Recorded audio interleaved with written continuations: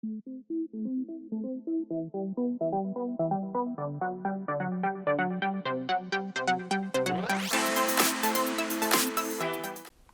everybody, this is Graeme, and today I'm going to be looking at a game called Tipperary. Now this game takes place in the county Tipperary in Ireland.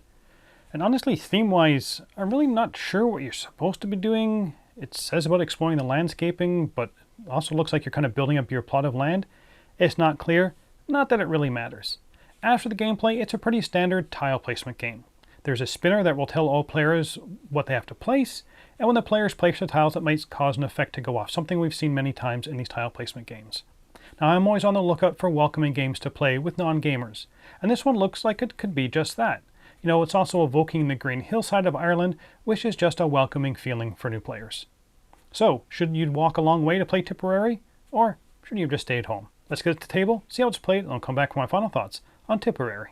So here's Tipperary set up for 3 players. The main spinner is in the middle of the table, and each player receives a player board. Each one is slightly different and shows your player emblem. The sheep, largest flock, and towers are all set off to one side, along with the face-down bonus tiles. The round tracker starts at 1, all the landscape tiles go into the bag, and randomly draw and place 2 landscape tiles in each section of the spinner. Now the game will last 12 rounds. Each round will consist of spinning the spinner, taking and placing a tile, checking the sheep situation, then preparing for the next round. At the end of 12 rounds, the player with the most points is the winner. There are various ways to get points in this game, from your largest flock of sheep, to your whiskey track, to the largest complete rectangular area, plus other ways. A round starts with the first player spinning the spinner. Around the spinner wheel are all the players' emblems. When the spinner stops, you take one of the 2 tiles that your emblem is pointing towards. When you're placing a tile, they must be placed orthogonally adjacent to a previously placed tile. You can rotate and flip the tile, but they cannot overlap, and you can't change any tile previously placed. Now the landscape tiles have features which may cause effects to go off when you place them. Meadows and pastures are the most common tile features. Meadows have no sheep, and pastures have 1 or 2 sheep. Try to place pastures orthogonally adjacent to each other to create a flock of sheep. A flock is 1 or more orthogonally contiguous pasture spaces. If you ever get a plus sheep icon on a tile you've just selected, after you place the tile, take one of the wooden sheep and place it in a meadow. And as soon as any wooden sheep are in a meadow, that meadow is now a pasture. This means you cannot add any wooden sheep to a pasture. It doesn't matter if it has printed sheep or a previously placed wooden sheep. You can use wooden sheep, of course, to combine 2 smaller flocks into a larger flock of sheep. The next type of landscape effects are the grain fields and the distilleries. When placing a grain field next to a distillery, or vice versa, this will allow you to move your barrel on your whiskey track by 1 space for each new combination. If your barrel lands on or passes a plus sheep, immediately take a wooden sheep and place it, and you cannot save that sheep till later. Next are the ruins. If you ever have 3 ruins connected in a straight line, you'll receive a tower. These will be saved until the end of the game and will be placed to fill in gaps in your tableau. Extending a line of 3 existing ruins will not get you additional towers, but you can use an existing ruin to create a perpendicular straight line of towers. Next are the bogs. 2 or more connected bogs are considered a protected site.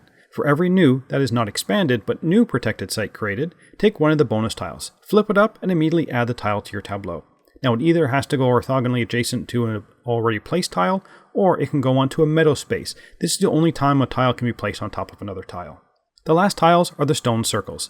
They don't have any effect, but they will score you the listed points at the end of the game.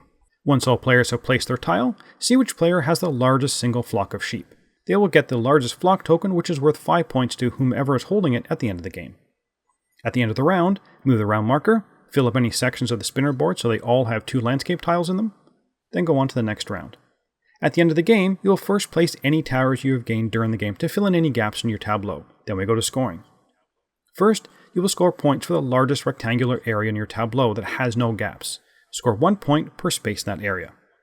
Then you get 1 point for every sheep in your single largest flock. If you have multiple flocks which are the same size, just pick 1 flock and score that. If you've completely surrounded your starting tile with 18 spaces, you get 5 points. Wherever your whiskey barrel ends up, get the points from that space. And finally, get points from all of your stone circles. And the player with the most points is the winner. Let's get back to see what I thought about Tipperary. So, theme and components. The theme in this one I still don't really get. Not that I dislike it. I'm just not really sure what I'm supposed to be doing. I took the theme to be that I was discovering any lands to my homestead. So I'm definitely not put off by the theme, but it really doesn't draw me in either. For the components, for the most part, they're fine. And you'll probably hear me say that a couple times during this review, fine. Like, all the components are fine, with the exception of this cloth bag. You can barely get all the tiles in here, and forget about shaking it around and pulling tiles from the bottom. It works like a last in, first out bag. In some of the later games we played, we just ended up using the box lid to randomly pull the tiles. So on to the gameplay. When I first saw that this was a tile laying game, I was wondering, how are they going to change it up? What's going to be something new that they're going to be adding for this game? Unfortunately, I didn't find that much. Now, the tiles are different shapes and sizes, but that's nothing new. I guess maybe the spinner, not knowing what tiles you're going to end up with. But you're kind of at the mercy of that spinner, and there's no real way to mitigate the spin. Now, I do like that you have the option to pick which of the two tiles that the spinner points at. Okay, but I get that. To keep the game approachable and the gameplay moving, I can live with that if the tile placement itself was interesting. And unfortunately, I just didn't find that the element piece was new and exciting. The odd-shaped tiles did make it a little interesting, and deciding which effect you wanted to trigger was also interesting. Once you go down the path of whiskey or sheep, you want to make sure that you're always trying to expand that, all the while seeing you can expand your rectangle. I also felt that the game was very tactful. You couldn't really plan at the start of the game what you wanted to focus on. After the spin, you're left with trying to figure out if either of the tiles was going to help you with one of the previously started goals. And if not, can one of the tiles at least help you make that large rectangle? I do find the rectangle keeps on coming up and almost as a default way to score. You always want to be increasing that. Having one long, spindly group of tiles might help with one scoring element, but you're sacrificing that rectangular scoring. And I keep on coming back to this. Although the effects were not that interesting, I was still kind of intrigued by the need to try and get some scoring, like the sheep or the whiskey, but I could never forget about that rectangle. Moving your whiskey track up by 1, is that going to be worth more than expanding my base rectangle? And if the whiskey also gives me a sheep, that's also something to think about. So yeah, there's more to think about than I originally thought. So where would I recommend this game? I think I'm going to come down just on the side of yes. Although it does really bring anything new to the tile laying genre, there's just enough to keep me interested on my turns to recommend it if you're looking for a light, welcoming, tile placement game. I did like the look of the game and the artwork. I enjoyed my individual turns, turning and trying the pieces I was given to try and fit them, as I was always trying to maximize what I was getting from the tile, like more sheep or more whiskey, but always thinking about that rectangle as well. I did like that the pieces were weird shapes, and it was not always obvious what the best place and orientation was, combined with the fact that you only get one of the two tiles that your spinner points to. The game was also pretty quick. The box is 45 minutes, and only at the full complement of players did we even come close to that.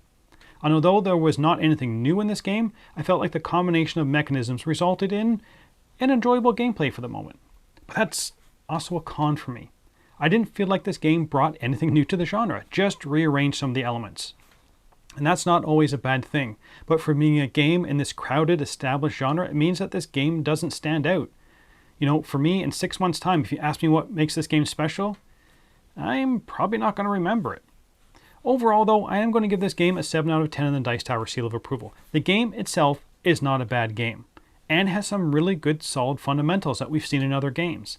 I'm enjoying my plays of the game right now, but predict in a few months, I fear I'm not going to remember it anymore. But that's it for the moment. Until next time, thanks for watching.